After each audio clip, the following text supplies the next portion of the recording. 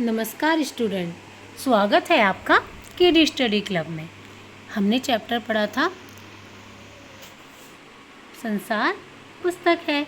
आज हम उसकी प्रश्न उत्तर करने जा रहे हैं। संसार पुस्तक है, यह पत्र है जो कि नेहरू जी ने अपनी पुत्री 10 साल की जो उनकी बेटी थी इंदिरा, उसको लिखा था। आइए अब इसकी प्रश्न अभ्यास करते हैं। पत्र से मतलब कि जो इसी पत्र से प्रश्न पूछे गए हैं। लेखक ने प्रकृति के अक्षर किन्हें कहा है, मतलब प्रकृति के अक्षर जिससे हम प्रकृति के बारे में पढ़ते हैं, किसको कहा है?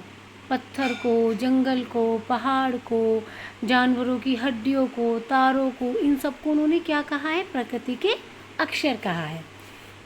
प्रश्न 2, लाखों करोड़ों वर्ष पहले हमारी धरती कैसी थी? लाखों करोड़ों वर्ष हमारी धरती पर कोई भी जीव जंतु, किसी भी प्रकार का जीवन अस्तित्व नहीं था। यह धरती बहुत ही गर्म थी जिस पर कि कोई जीवन यापन हो ही नहीं सकता था। नंबर 3, दुनिया का पुराना हाल किन चीज़ों से जाना जाता है? कुछ चीज़ों के नाम लिखो, जैसे कि यही प्रकृति के अक्षर। किस किस से हम पता लगाते हैं कि जीवन का मतलब दुनिया पुराना हाल? उस टाइम समय तो कोई ऐसा था नहीं कि जो हमें कोई पुस्तक में लिख के बता दे कि हाँ भाई ये चीज़ थी या ऐसा कुछ था। तो उस टाइम की जो बात है, जब कोई इंसान ही नहीं था, कोई लिखने वाला ही नहीं था, तो हमें कैसे पता चले उसके बारे में? तो उसके बारे में पता लगाने के लिए नेहरू जी ने बताया है कि पहाड़, समुद्र, सितारे, नदियाँ, जंगल, जानवरों की पुरानी हड्डियाँ और इसी ही प्रकार की कई ऐसी चीज़ें जिनसे हमें पुराने समय के बारे में पता चलता है। प्रश्न 4, गोल चमकीला रोड़ा अपनी क्या कहानी बताता है? हमने पढ़ा था कि गोल चमकीला रोड़ा अपना क्या बताता है कि वह कहाँ था पहले? वह भी एक चट्टान का टुकड़ा था। फिर क्या होता है?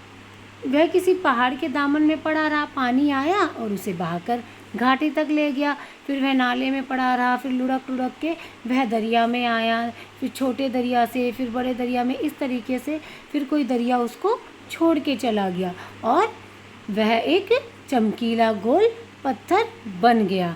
अगर वह कोई नहीं छोड़ के जाता दरिया, उसे और आगे ले जाता, तो वह छोटे छोटे बालू में टूट के कहीं का जर्रा बन के समुद्र के किनारे वहाँ पर मिल जाता उसकी बालू में, और वहाँ पे बच्चे उसके घरौंदे बनाते हैं।